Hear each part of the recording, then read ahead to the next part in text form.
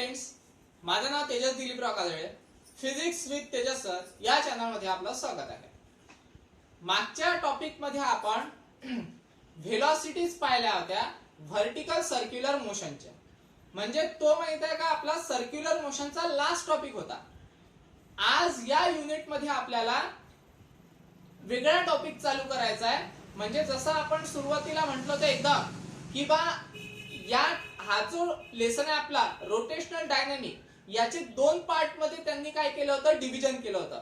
एका पार्ट मध्ये circular motion टाकलं होतं आणि दुसऱ्या पार्ट मध्ये रोटेशनल मोशन टाकला होता. तर सर्क्युलर मोशनचा पूर्ण भाग झालेला आहे. आपल्याला पाहायचं आहे आता रोटेशनल मोशन. आता रोटेशनल मोशन म्हणजे मी ज्या वेळेस टॉप युनिट चालू केला होता त्यावेळेस थोडाफार सांगितलं होतं. रोटेशनल मोशन म्हणजे काय, स्वतः भोवती फिरणे. आलं लक्षात. म्हणजे जर समजा हा पार्टिकल आहे, हा पार्टिकल जर समजा एका पॉइंटच्या भोवती जर समजा फिरत असेल तर त्याला काय म्हटलं जाते, सर्क्युलर मोशन असं म्हटलं जाते. पण हा पार्टिकल जर समजा स्वतः भोवती जर समजा फिरत असेल तर त्याला काय म्हटलं जाते, रोटेशनल मोशन असं म्हटलं जाते. म्हणजे कन्सिडर करा पृथ्वी माहित आहे का स्वतः भोवती पण फिरते. स्वतः भोवती फिरायला त्याला किती वेळ लागतो, 24 तासाचा वेळ लागतो, बरोबर आहे ना. तर त्याला म्हटलं जाते रोटेशनल मोशन. आणि पृथ्वी माहित आहे का सूर्याभोवती पण फिरते. सूर्याभोवती फिरायला त्याला 365 दिवस लागतात. तर त्याला म्हटलं जाते सर्क्युलर मोशन. तर सर्क्युलर मोशनचा भाग झाला आपला. म्हणजे पृथ्वी माहित आहे का सूर्याभोवती फिरून झाली. आता आपल्याला स्टडी करायचा आहे पृथ्वी स्वतः भोवती फिरणे म्हणजे रोटेशनल मोशन. आलं लक्षात. अजून एक उदाहरण जर समजा दिलं तर मी आहे, ओके. आता मी माहित आहे का स्वतः भोवती फिरून राहिलो. तर स्वतः भोवती फिरणं म्हणजे काय होते, रोटेशनल मोशन. आलं लक्षात. तर ते रोटेशनल मोशन आपल्याला शिकायचं आहे. आता रोटेशनल मोशन शिकण्यासाठी आपल्याला माहित आहे का पहिला टॉपिक त्यांनी दिलेला आहे की ज्याचं नाव आहे moment of inertia as the analogous quantity of mass. म्हणजे मोमेंट ऑफ इनर्शिया आहे काहीतरी, ती माहित आहे का एनालॉगस क्वांटिटी आहे म्हणते. एनालॉगस क्वांटिटी कोणाची, एनालॉगस क्वांटिटी मासची. आता तुम्ही म्हणाल सर एनालॉगस म्हणजे काय. एनालॉगस म्हणजे फक्त सिमिलॅरिटी. म्हणजे कन्सिडर करा आपल्या इथे माहित आहे का एनालॉगस म्हणजे तुम्हाला समजूनच जाईल की बा कशा पद्धतीने सिमिलॅरिटी म्हटलेलं आहे. तर त्याच्यासाठी आपल्याला माहित आहे का एक डेरिव्हेशन सॉल्व्ह करावं लागेल. आलं लक्षात. त्याच डेरिव्हेशन मध्ये तुम्हाला माहित आहे का मोमेंट ऑफ इनर्शिया पण माहित होऊन जाईल काय होते तर, ओके. त्याच मध्ये माहित आहे का मोमेंट ऑफ इनर्शिया ही मासची एनालॉगस क्वांटिटी कशी हे पण माहिती होऊन जाईल. आता मोमेंट ऑफ इनर्शियाची जर समजा डेफिनेशन आपल्याला पाहिजे असेल तर सगळ्यात पहिले माहित आहे का डेरिव्हेशन आपल्याला सॉल्व्ह करावं लागेल. त्या डेरिव्हेशन साठी मी एक डायग्राम काढलेली आहे. त्या डायग्राम मध्ये काय दिसत आहे, एक काहीतरी रिजिड बॉडी आहे, ओके. कन्सिडर करा काहीतरी रिजिड बॉडी आहे आणि ती जी रिजिड बॉडी आहे ती रिजिड बॉडी एका ऍक्सिस भोवती काय होऊन राहिलेली आहे, फिरून राहिलेली आहे. येऊन राहिलं लक्षात. म्हणजे कन्सिडर करा ही माझ्याकडे एक बुक आहे, ओके. ही रिजिड बॉडी कन्सिडर करा. याच्यातून माहित आहे काय एक कुठला तरी ऍक्सिस चालला आहे, ठीक आहे. कन्सिडर करा अशा पद्धतीने. आणि ती बॉडी माहित आहे का त्या ऍक्सिस भोवती माहित आहे का अशा पद्धतीने काय होऊन राहिलेली आहे, ती फिरून राहिलेली आहे. आलं लक्षात. आता बॉडी फिरत आहे पूर्ण, म्हणजे त्या बॉडीची जे मास आहे, आलं लक्षात, त्या बॉडी मधले जे नंबर ऑफ मासेस आहेत ते पण काय होऊन राहिलेले आहेत, फिरून राहिलेले आहेत. येऊन राहिलं लक्षात. कारण माहित आहे का तुम्हाला माहित असेल, जर नसेल माहित तर माहित होऊन जाईल. कन्सिडर करा आपल्याकडे एक रिजिड बॉडी आहे. तर ती जी रिजिड बॉडी असते म्हणजे कन्सिडर करा दगड. आलं लक्षात. ती जी रिजिड बॉडी आहे ती रिजिड बॉडी माहित आहे का नंबर ऑफ पार्टिकल्सनी बनलेली असते, नंबर ऑफ मासेसनी बनलेली असते. म्हणजे नंबर ऑफ माहित आहे का स्मॉल मासेस माहित आहे का आपण गोळा करतो आणि त्याला माहित आहे का आपण किनी कन्सिडर करा चिपकवलं आणि चिपकवल्यानंतर माहित आहे का एक काहीतरी दगड तयार झाला. त्याच दगडाला आपण काय म्हणत असतो, रिजिड बॉडी असं म्हणत असतो. म्हणजे सिम्पली काय अशी बॉडी की ज्यामध्ये नंबर ऑफ मासेस अवेलेबल आहे, ठीक आहे. आता तोच माहित आहे का दगड कन्सिडर करा. तो दगड माहित आहे का या ऍक्सिस भोवती काय होऊन राहिलेला आहे, फिरून राहिलेला आहे, ओके. आणि त्यालाच काय म्हटलं जाते, रोटेशनल मोशन असं म्हटलं जाते. किंवा असं समजा की तो जो दगड आहे तो रोटेशनल मोशन करत आहे, ठीक आहे. आता हा कन्सिडर करा दगड, त्यामध्ये नंबर ऑफ मासेस आहे, ते एकाला म्हटलं मी M1, दुसऱ्याला M2 म्हटलं, तिसऱ्याला M3 म्हटलं आणि चौथ्याला कन्सिडर करा नंबर ऑफ मासेस आहे, त्याला काय म्हटलं मी Mn म्हटलं. आता ही माहिती आहे का पूर्ण बॉडी फिरत असेल ते हे जे मासेस आहेत हे मासेस पण फिरत आहे. ठीक आहे, जसं मी तुम्हाला या बुकचं उदाहरण दिलं, ही कन्सिडर करा रिजिड बॉडी आहे, इथे एक मास अवेलेबल आहे, इथे दुसरा मास अवेलेबल आहे, इथे तिसरा मास अवेलेबल आहे, इथे चौथा मास अवेलेबल आहे. म्हणजे काय होऊन राहिलेलं आहे, जर समजा बॉडी फिरत आहे, ओके बॉडी फिरत आहे, तर हे जे मासेस आहेत हे मासेस पण काय होऊन राहिलेले आहेत, फिरत आहे. ओके, आता माहित आहे का आपल्याला जर समजा मुवमेंट ऑफ इनर्शिया पाहिजे असेल तर सगळ्यात पहिले काय करावं लागेल, हे जे मासेस माहित आहे का रोटेशनल मोशन परफॉर्म करत आहे किंवा हे जे मासेस या ऍक्सिस भोवती फिरत आहे त्याची माहित आहे का कायनेटिक एनर्जी आपल्याला काढावं लागेल. म्हणजेच काय तर इंडिव्हिज्युअल कायनेटिक एनर्जी काढावं लागेल. M1 ची वेगळी काढा कायनेटिक एनर्जी, M2 ची कायनेटिक एनर्जी वेगळी काढा, M3 ची वेगळी काढा आणि Mn ची वेगळी काढा. अशा इंडिव्हिज्युअल कायनेटिक एनर्जीज आपल्याला जमा करावं लागेल आणि नंतर मग टोटल कायनेटिक एनर्जी काढावं लागेल. लिहिलं लक्षात, मग आपल्याला माहित आहे का मुवमेंट ऑफ इनर्शिया पाहायला मिळेल. तर पहा कसं काढायचं. तर एक डायग्राम दिसून राहिली, रिजिड बॉडी, त्याचे मासेस आहेत. तर कन्सिडर करा एक पहिलं जे मास आहे M1 ते माहित आहे का ऍक्सिस ऑफ रोटेशन पासून R1 एवढ्या डिस्टन्स वर आहे. दुसरा मास आहे M2 ते रोटेशनल मोशन पासून R2 एवढ्या डिस्टन्स वर आहे. तिसरा मास आहे M3 ते रोटेशनल मोशन पासून R3 एवढ्या डिस्टन्स वर आहे. तसंच माहित आहे का नंबर ऑफ मासेस आहे Mn ते रोटेशनल मोशन पासून Rn एवढ्या डिस्टन्स वर आहे असं कन्सिडर करा. आता आपल्याला काय पाहिजे, आपल्याला पाहिजे त्या मासेसची कायनेटिक एनर्जी. तर सगळ्यात पहिले मी माहित आहे का M1 ची कायनेटिक एनर्जी घेतो. आता M1 ची कायनेटिक एनर्जी जर समजा मला घ्यायची असेल तर मला माहित आहे का कायनेटिक एनर्जीचा फॉर्म्युला माहित असणं आवश्यक आहे. कायनेटिक एनर्जीचा फॉर्म्युला काय असतो रे, एकदम इझी आहे, तुम्हाला सगळ्यांनाच माहित आहे. कायनेटिक एनर्जीचा फॉर्म्युला असतो हाफ ऑफ mv², बरोबर आहे. तर नेहमी लक्षात घ्यायचं हे जे कायनेटिक एनर्जी आहे त्या कायनेटिक एनर्जीला म्हणतो मी E. ओके, आता इथे काय होते पहा, हे जे कायनेटिक एनर्जी आहे मला कशाची पाहिजे कायनेटिक एनर्जी, फक्त एका पार्टिकलची म्हणजे M1 ची. मग M1 ची जर लागत असेल तर मला माहित आहे का हे जे मास आहे त्याला M1 म्हणावं लागेल. ओके, आणि त्या मासची जी व्हेलॉसिटी राहणार त्याला माहित आहे का V1 म्हणावं लागेल. आणि ही जी कायनेटिक एनर्जी आहे त्या कायनेटिक एनर्जीला मला E1 म्हणावं लागेल. युनराल लक्षात. आणि जिंदगीभर लक्षात ठेवायचं जे पार्टिकल किंवा जी बॉडी ही रोटेशनल मोशन परफॉर्म करत असते त्यावेळेस त्यामध्ये जेवढे पण पार्टिकल्स असतात त्या पार्टिकलची अँग्युलर व्हेलॉसिटी ही कॉन्स्टंट असते. जिंदगीभर लक्षात ठेवायचं, ज्या वेळेस एखादी बॉडी एक्सिस भोवती फिरते म्हणजे रोटेशनल मोशन परफॉर्म करते त्यावेळेस त्याची अँग्युलर व्हेलॉसिटी कॉन्स्टंट असते. अँग्युलर व्हेलॉसिटी म्हणजे काय तर ओमेगा. ठीक आहे, म्हणजेच माहित आहे का याची माहित आहे का ओमेगा ही काय राहणार कॉन्स्टंट. चला टाका व्हॅल्यू. आता एक काम करा, कायनेटिक एनर्जी मिळाली V1. V म्हणजे काय रे, लिनियर व्हेलॉसिटी. लिनियर व्हेलॉसिटी आणि अँग्युलर व्हेलॉसिटी याचं रिलेशन आहे आपल्याकडे.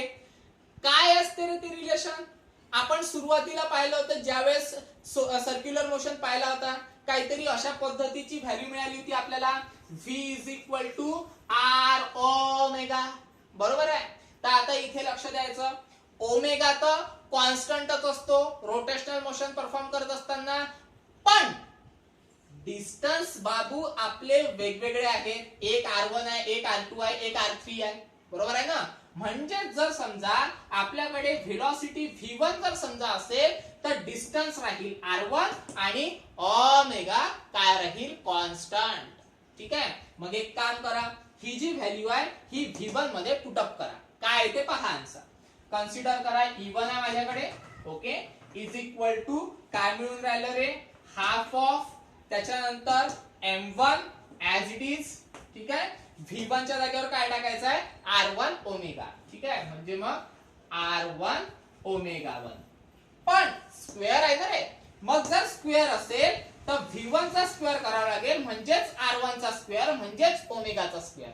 बरोबर ना, म्हणजेच मग R1 चा पण स्क्वेअर आणि ओमेगाचा पण स्क्वेअर झाला. आता तसंच माहित आहे का E2 काढा, सिमिलरली करा. फालतूचा की तामझाम द्यायची काही गरज नाही. हे जे एक्सप्लेनेशन दिलं आपण ते द्यायची काही गरज नाही. डायरेक्ट सिमिलरली म्हणायचं. जिथे जिथे 1 आहे तिथे तिथे 2 करायचं. E1 आहे तर 2 करा, half as it is. M1 आहे 2 करा, R1 आहे तर त्याच्या जागेवर 2 करायचं. ओके, ओमेगा कॉन्स्टंट आहे. ओके, तर omega as it is. Okay, तसंच माहित आहे का E3, जिथे जिथे 2 आहे तिथे तिथे 3 करा. पहा इथे 3 नका करू फक्त. हा हाफ कॉन्स्टंट राहतो. हाफ कॉन्स्टंट M2 च्या जागी 3 करा, R2 च्या जागी 3 करा. ओमेगा काय राहील आपला कॉन्स्टंट. कुठपर्यंत जाईल हा En पर्यंत. ओके, हाफ कॉन्स्टंट M3 च्या जागेवर n, R3 च्या जागेवर n square. Okay, omega as it is. तर हे माहित आहे का इंडिव्हिज्युअल मासेसची कायनेटिक एनर्जी निघाली. आता आपल्याला पूर्ण बॉडीची पाहिजे, तर पूर्ण बॉडीची जर काढायची असेल तर काय करावं लागेल, या कायनेटिक एनर्जीची टोटल मारावं लागेल. मारा टोटल, काय होते पहा. टोटल म्हणजे काय, कायनेटिक एनर्जी ऑफ पूर्ण बॉडी. ओके, त्याला आपण सिम्पली ईनी डिनोट केलं, म्हणजेच काय होईल E1 plus E2 plus E3 up to so on En. ठीक आहे, टाका व्हॅल्यू. E1 ची व्हॅल्यू किती होती रे बा, हे काहीतरी half of M1 R1 square omega चा स्क्वेअर. ओके, तसंच E2 ची काय मिळेल आपल्याला, half of M2 R2 square omega square plus M3 म्हणजे हाफ ऑफ, ठीक आहे 2 मिनिटं, half of M3 R3 omega square plus up to so on कुठपर्यंत n पर्यंत, म्हणजे plus half of Mn Rn ओमेगाचा स्क्वेअर. ठीक आहे, तर ही मिळाली टोटल कायनेटिक एनर्जी. एकदम इझी आहे. 2-3 स्टेप मध्ये आन्सर निघते. पहा कसं निघते तर काय करता पहा. आता E as it is. Okay, half omega square, half omega square, half omega square आणि हाफ ओमेगा स्क्वेअर कॉमन आहे, बाहेर काढा. ठीक आहे, हाफ ऑफ ओमेगा स्क्वेअर. उरते काय पहा आता, M1 R1 square, M2 R2 square, M3 R3 आणि Mn Rn गोळा करा. M1 R1 square, M2 R2 square plus M3 R3 square plus up to so on plus Mn Rn चा square. ठीक आहे, चला झाला. आता हे जे आता ही जी ऍडिशन आहे, ऍडिशन आपण माहित आहे का समेशन मध्ये पॅक करून ठेवू शकतो. भरपूर ठिकाणी आपण वापरतो. बरोबर आहे ना, हे अशा साइन मध्ये समेशन मध्ये. बरोबर आहे ना. एक काम करा, omega square as it is ठेवायचा आणि याला समेशन मध्ये पॅक करा. समेशन मध्ये कसं पॅक करायचं, तर summation I is equal to 1 to n. Okay, MI चा स्क्वेअर. ठीक आहे, म्हणजे जर समजा जेणेकरून तुम्हाला जर समजा की नाही ही वरची स्टेप पाहिजे असेल तर काय करावं लागेल माहित आहे का, I is equal to 1 2 3 up to so on n पर्यंत ह्या ज्या व्हॅल्यूज आहेत एक एक करून माहित आहे का या इक्वेशन मध्ये टाकायच्या, म्हणजे तुम्हाला ऑटोमॅटिक वरची स्टेप मिळते. म्हणजेच याचा अर्थ काय, तर समेशन या ऍडिशनला आपण कशाने रिप्लेस करू शकतो, डायरेक्ट समेशनने रिप्लेस करू शकतो. ठीक आहे, म्हणजे कन्सिडर करा तुम्ही दुकानात गेले. ओके, तुम्हाला सांगितलं 1 किलो साखर आणणार आहे. मग 1 किलो साखर तुम्ही काय एक एक दाणा आणता का, पूर्ण पॅक करून आणता ना, तसंच आहे ते. एक एक दाणा नेण्याऐवजी सगळं पॅक करून आणलं. ठीक आहे, तर याला काय म्हटलं ते समेशन. त्याच्यानंतर एक काम करा, E as it is. Okay, आता हा जो समेशन MI स्क्वेअर आहे ना, तर यालाच माहिती का काय म्हटलं ते मोमेंट ऑफ इनर्शिया. ओके, आणि तो जो मोमेंट ऑफ इनर्शिया आहे तो मोमेंट ऑफ इनर्शिया आपण कशाने डिनोट करत असतो, I नी. ठीक आहे, म्हणजेच माहिती का आपल्याला इक्वेशन काय मिळते, half of i omega square. आले लक्षात. तर याला माहिती आहे का, कन्सिडर करा, लिहून घेऊ आपण, वेअर, ठीक आहे, मोमेंट ऑफ इनर्शिया म्हणजे आय इज इक्वल टू पूर्ण ही व्हॅल्यू म्हणजे summation M I R I चा स्क्वेअर. येऊन राहिलं लक्षात. इथे लिहावं लागेल आपल्याला I is equal to 1 to n. ठीक आहे. तर ही मोमेंट ऑफ इनर्शियाची डेफिनेशन आहे. आता मोमेंट ऑफ इनर्शियाची डेफिनेशन या मॅथमॅटिकल एक्सप्रेशन वरून कशा पद्धतीने डेव्हलप करायची पहा. काय म्हटलं ते समेशन आहे ना. आता याच्याकडे लक्ष नका देऊ कारण इथून जास्त समजणार नाही. ही टर्म पहा. ओके, ही टर्म आणि ही टर्म सारखीच आहे. ठीक आहे. ही टर्म पहा. काय केलं आपण, मास डिस्टन्स, ओके, म्हणजे मास आणि डिस्टन्सच्या स्क्वेअरचा प्रोडक्ट घेतला. काय केलं आपण, मास घेतलं, डिस्टन्स घेतलं, त्यांचा प्रोडक्ट केला. ओके, इथे तसंच मास घेतलं, डिस्टन्सचा स्क्वेअर घेतला, त्यांचा काय केला, प्रोडक्ट घेतला. म्हणजे माहिती आहे का याची डेफिनेशन कशी तयार होते पहा. सम ऑफ, ठीक आहे, सम म्हणजे ऍडिशन म्हणजे सम. ठीक आहे, कोणाची sum, sum of product of mass and square of distance between them. येऊन राहिलं लक्षात. प्रोडक्ट सम ऑफ, सम म्हणजे ऍडिशन, प्रोडक्ट ऑफ कोणाचा प्रोडक्ट, मास आणि डिस्टन्सच्या स्क्वेअरचा. म्हणजेच माहिती आहे का, moment of inertia is defined as sum of product of mass and square of distance between the axis of rotation is called moment of inertia. आलं लक्षात. तर ही आहे मोमेंट ऑफ इनर्शियाची डेफिनेशन. म्हणजे याच्यावरूनच आपण माहिती आहे का आपलं सेंटेन्स हे तयार करू शकतो. लक्षात. म्हणजे सम ऑफ, समेशन म्हणजे sum of product of mass and square of distance between the axis of rotation is called moment of inertia. मग आता मोमेंट ऑफ इनर्शिया तर काढला. आपल्याला काय पाहिजे होतं, moment of inertia is the analogous of mass. बरोबर आहे ना. तर एनालॉजी पहा कशी आहे. तर आपल्याला माहित आहे का, जी कायनेटिक एनर्जी आहे, ठीक आहे, आता ही जी कायनेटिक एनर्जी मिळालेली आपल्याला याला म्हटलं जाते rotational kinetic energy. Rotational kinetic energy का बरं, कारण माहित आहे का ती जी बॉडी आहे ती बॉडी माहित आहे का रोटेट होऊन राहिली आणि रोटेट होत असतानाची आपण कायनेटिक एनर्जी काढली म्हणून याला म्हटलं जाते rotational kinetic energy. TATIONAL rotational kinetic energy. आता सांगा बरं रे, लिनियर कायनेटिक एनर्जी काय असते. तुम्ही म्हणाल लिनियर कायनेटिक एनर्जी आम्ही पाहिलीच नाही. अबे हे वाली लिनियर कायनेटिक एनर्जी ती आपण घेतली नाही का, नेहमी घेत असतो half of M V square. याला म्हटलं ते लिनियर कायनेटिक एनर्जी. पण आपण लिनियर कधी लावत नाही, फक्त कायनेटिक एनर्जी म्हणतो. किती आहे ती कायनेटिक एनर्जी, ती आहे कायनेटिक एनर्जी खाली लिहितो मी, नाही तर एक काम करतो हे तर लिहून घ्यायचं तुम्ही. ठीक आहे. कायनेटिक एनर्जी कन्सिडर करा, त्यालाही ईच म्हणू आपण. ओके, ती काय असते आपली, हाफ ऑफ एम आणि V square.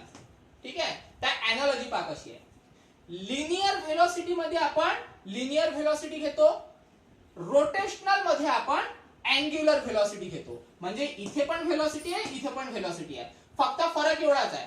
Linear kinetic energy मध्ये linear velocity, angular kinetic energy मध्ये किंवा रोटेशनल कायनेटिक एनर्जी मध्ये अँग्युलर व्हेलॉसिटी. ठीक आहे. इथे माहित आहे का मास m घेतलं जाते आणि इथे माहित आहे का रोटेशनल कायनेटिक एनर्जी मध्ये मासचं काम हे कोण करते, तर मोमेंट ऑफ इनर्शिया करते. आलं लक्षात. रोटेशनल कायनेटिक एनर्जी मध्ये मासचं काम कोण करते, मोमेंट ऑफ इनर्शिया करते. ठीक आहे. आणि अजून एक गोष्ट सांगतो, ठीक आहे, नेहमी लक्षात ठेवायचं, मास म्हणजे पण एक प्रकारचा इनर्शियाच आहे, पण त्या मासच्या इनर्शियाला म्हटलं जाते ट्रान्सलेशनल इनर्शिया. येऊन लक्षात. म्हणजे हा जो मास आहे या मासला म्हटलं जाते ट्रान्सलेशनल इनर्शिया. ठीक आहे. आणि हा जो आय आहे याला काय म्हटलं जाते, मुवमेंट ऑफ इनर्शिया. बरोबर आहे ना. तर ही आहे दोघांमधली एनालॉजी. आलं लक्षात. याला म्हटलं जाते एनालॉजी. अजून एक गोष्ट सांगून देतो म्हणजे टॉपिक पूर्ण संपून जातो आपला. आता तुम्हाला सांगितलं होतं मी की बा मुवमेंट ऑफ इनर्शियाची डेफिनेशन असते समेशन ऑफ MI/RI चा स्क्वेअर. ओके, आता हे जे समेशन आहे, हे समेशन म्हणजे इंडिव्हिज्युअल पार्टिकल गोळा करणे. ठीक आहे, इंडिव्हिज्युअल पार्टिकल म्हणजे कन्सिडर करा हे बुक आहे. ठीक आहे, त्याच्यानंतर हे कापड आहे. ओके, त्याच्यानंतर हा बोर्ड आहे. याला की नाही अशा इंडिव्हिज्युअल पार्टिकलला जर समजा मला गोळा करायचं असेल तर आपण काय वापरतो, समेशन. पण कन्सिडर करा फक्त माझ्याजवळ बुक आहे आणि बुकचे माहित आहे का, हे जे पेजेस आहेत हे पेजेस मी काय केले, जमा केले. ओके, म्हणजे बुकचेच पार्ट आहे आणि त्याच बुकच्या पार्टला मी काय केलं, जमा केलं. तेव्हा माहित आहे का आपण समेशन नाही वापरत, तेव्हा आपण काय वापरत असतो, इंटिग्रेशन वापरत असतो. येऊन राहिलं लक्षात. त्याच्यानंतर मासला म्हणतो आपण डीएम. ओके, त्याच्यानंतर आर हा ऍज इट इज राहील. ठीक आहे, म्हणजेच माहित आहे का मुवमेंट ऑफ इनर्शिया आपण याने सुद्धा डिनोट करू शकतो, म्हणजे इंटिग्रेशनच्या फॉर्म मध्ये. आलं लक्षात. तर हे आहे आपला topic moment of inertia moment of inertia and analogy of a mass. ठीक आहे, तर डेरिवेशन नोट डाऊन करून टाकायचं जसं मी सांगितलं तसं, म्हणजे थोडंसं इझी जाईल.